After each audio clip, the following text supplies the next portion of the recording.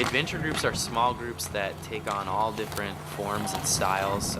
We have your typical spiritual small groups that focus on things like, inductive Bible study.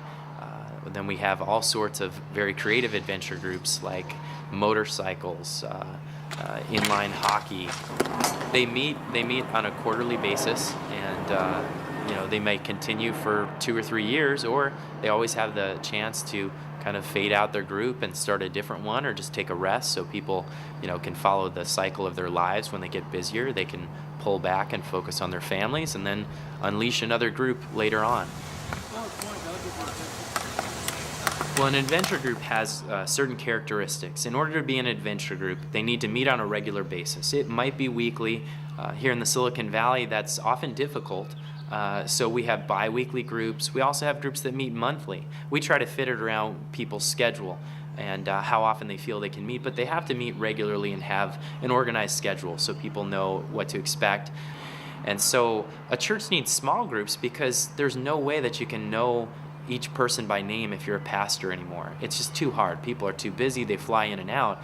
But if you have small groups, you've got these little pockets of families that are inclusive and constantly giving a picture to new people of the story of the prodigal son, that they know you by name and they're waiting for you to come to church. They're waiting for you to come to small group. And when you don't come, they kind of go out and reach out to you and say, how are you doing? We've been missing you. Not in a guilt-laden way, but in a love-laden way that's just reaching out to them and saying, hey, life is better when you're around here. We miss you. And so before we started these free market small groups, or adventure groups as we call them, we didn't have much of a sports ministry. It'd be hit or miss based on when one of the pastors or associate pastors could get something going.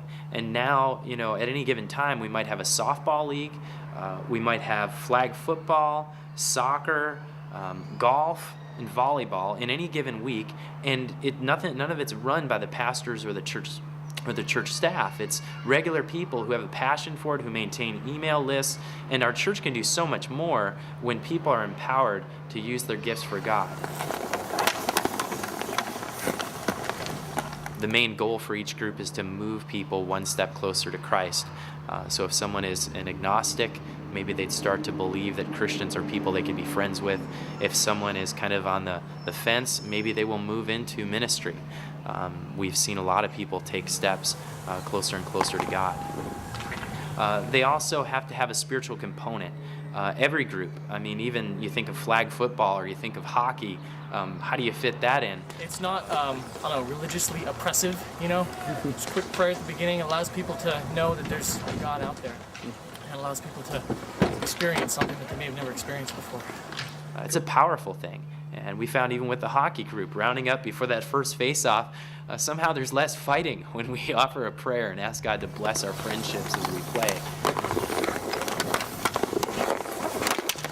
It's an exciting thing to be able to pray for people. And then later on, as they go along and they build friendships in our group, even if they're just coworkers, after a while when they have spiritual questions and we haven't been pushy with them, guess who they come to ask about God? They come to us.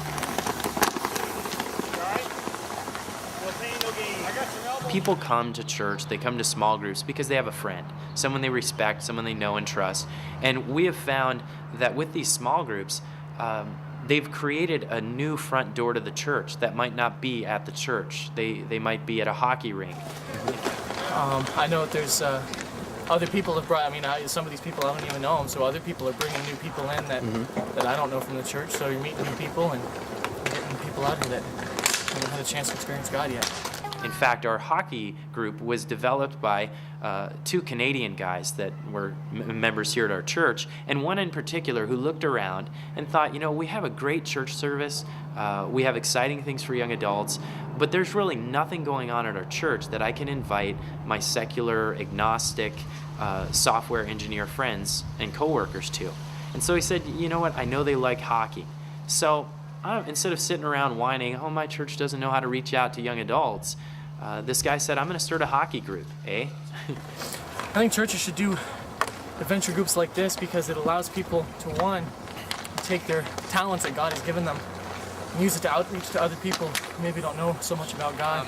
He started his hockey group, and what was interesting is over time he had 3 to 4 different coworkers that came out, and it was just awesome for us to be able to sit there and say an opening prayer with this guy boldly and proudly having his coworkers get to know his pastor and people from his church. Later on, I went out to lunch with one of his coworkers, got to be friends with him and his family. It's an exciting thing. It's also been a great way to reach out to missing members. One, my brother for one, Kenny Nichols. Hasn't come to church in a long time. We had one guy in our hockey group who hadn't been to church in 6 years. His brother works in AV. He's a young adult, probably 26, 27 years old. And he was invited to the hockey group.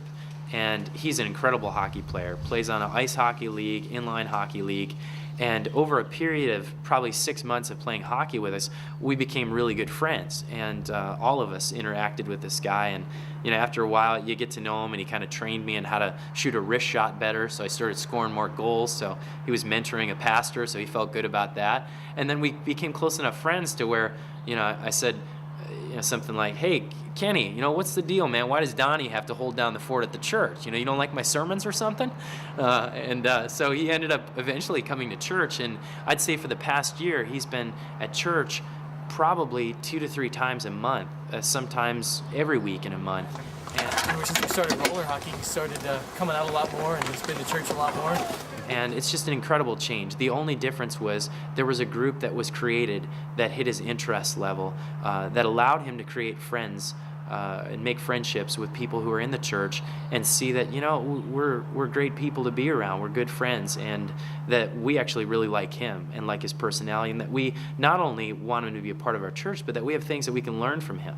Maybe I get to learn how to shoot a wrist shot, and maybe he gets to learn a little bit more about Jesus and find that he actually does have a place in God's family.